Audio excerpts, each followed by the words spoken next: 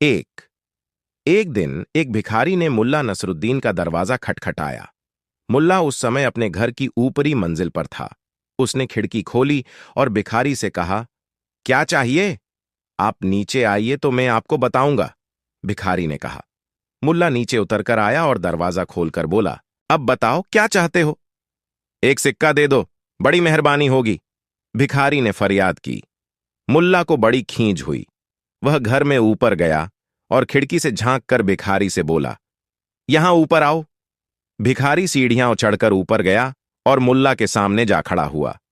मुल्ला ने कहा, माफ करना भाई, अभी मेरे पास खुले पैसे नहीं। आपने ये बात मुझे नीचे ही क्यों नहीं बता दी? मुझे बेवजह इतनी सारी सीढ़ियां चढ़नी पड़ गईं। भिखारी चिढ़कर बोला, तो फिर तुमने मुझे पहले क्यों नहीं बताया? मुल्ला ने पूछा, जब मैंने ऊपर से तुमसे पूछा था कि तुम्हें क्या चाहिए। एक बार मुल्ला नसीरुद्दीन ने एक आदमी से कुछ उधार लिया था। मुल्ला समय पर उधार चुका नहीं पाया और उस आदमी ने इसकी शिकायत बादशाह से कर दी। बादशाह ने मुल्ला को दरबार में बुलाया। मुल्ला बेफिक्री के साथ दरबार पहुंचा। मुल्ला के दरबार पहुंचते ही वह आदमी बोला, बादशाह सलामत। मुल्ला ने बहुत महीने पहले मुझसे 500 दीनार बतौर कर्ज लिए थे और अब तक नहीं लौट आए। मेरी आपसे दरख्वास्त है कि बिना किसी देरी के मुझे मेरा उद्धार वापस दिलाया जाए। यह सुनने के बाद मुल्ला ने जवाब में कहा, हुजूर, मन ने इनसे पैसे लिए थे, मैं यह बात मानता हूं और मैं उधार चुकाने का इरादा भी रखता हूं। अगर जरूरत पड़ी तो मैं अपनी गाय और घोड़ा दोनों बेचकर भी डन का उधार चुकाऊंगा। तभी वह आदमी बोला, यह झूठ कहता है हुजूर, इसके पास ना तो कोई गाय है और ना ही कोई घोड़ा। अरे, इसके पास ना तो खाने को है और न ही एक फूटी कौड़ी है। इतना सुनते ही मुल्ला नसीरुद्दीन बोला, जहां पनाह, जब यह जानता है कि मेरी हालत इतनी खराब है तो मैं ऐसे में जल्दी इसका उधार कैसे चुका सकता हूं? जब मेरे पास खाने को ही नहीं है तो मैं उधार टूंगा कहां से? बादशाह ने यह सुना तो मामला रफा दफा कर दिया। अपनी हाजिर जवाबी से मुल्ला नसीरुद्दीन एक बार फिर बच निकलने में कामयाब हो गया। एक रात मुल्ला नसरुद्दीन का गधा चोरी हो गया। अगले दिन मुल्ला ने गधे के बारे में पड़ोसियों से पूछताछ की। चोरी की खबर सुनकर पड़ोसियों ने मुल्ला को लताड़ना शुरू कर दिया। एक ने कहा, तुमने रात को अस्तबल का दरवाजा खुला क्यों छोड़ दिया? दूसरे ने कहा, तुमने रात को अस्तबल का दरवाजा खुला क्यों छोड़ दिया?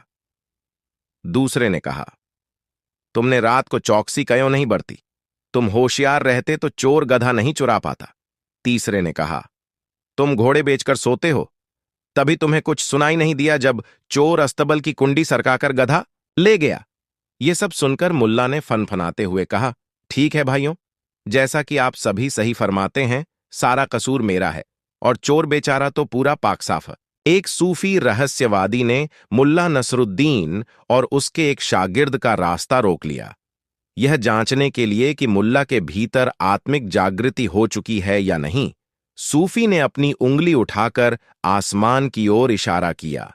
इस इशारे से सूफी यह प्रदर्शित करना चाहता था कि एक ही सत्य ने संपूर्ण जगत को आवृत कर रखा है। मुल्ला का शागिर्द आम आदमी था। वह सूफी के इस संकेत को समझ नहीं सका। उसने सोचा, यह आदमी पागल है, मुल्ला को होशियार रहना चाहिए। सूफी का यह इशारा देखकर मुल्ला ने अपने झोले से रस्सी का एक गुच्छा निकाला और शागिर्द को, प्रयास करती है जो आकाश पर रस्सी लगाकर चढ़ने के समान ही व्यर्थ और असंभव है। 11 एक बार शहर के लोगों ने मुल्ला नसरुद्दीन को किसी विषय पर भाषण देने के लिए आमंत्रित किया। मुल्ला जब बोलने के लिए मंच पर गया तो उसने देखा कि वहां उसे सुनने के लिए आए लोग उत्साह में नहीं दिख रहे थे। मुल्ला ने उनसे पूछा, क्या आप लोग जानते हैं कि मैं आपको किस विषय पर बताने जा रहा हूं? श्रोताओं ने कहा, नहीं। मुल्ला चिढ़ते हुए बोला, मैं उन लोगों को कुछ भी नहीं सुनाना चाहता जो ये तक नहीं जानते कि मैं किस विषय पर बात करने वाला हूं। यह कहकर मुल्ला वहां से चलता भीड़ में मौजूद लोग यह सुनकर शर्मिंदा हुए बना और अगले हफ्ते मुल्ला को एक बार और भाषण देने के लिए बुलाया।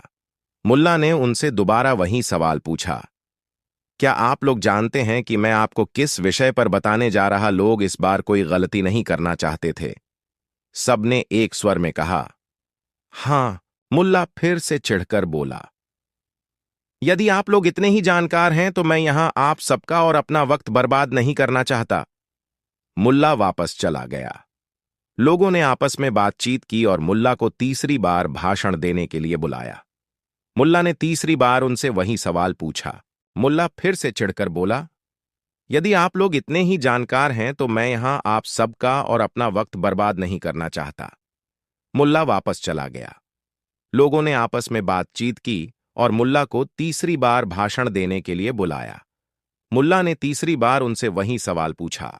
भीड़ में मौजूद लोग पहले ही तय कर चुके थे कि वे क्या जवाब देंगे। इस बार आधे लोगों ने हां कहा और आधे लोगों ने नहीं कहा। मुल्ला ने उनका जवाब सुनकर कहा, ऐसा है तो जो लोग जानते हैं वे बाकी लोगों को बता दें कि मैं किस बारे में बात करने वाला था। यह कहकर मुल्ला अपने घर चला गया।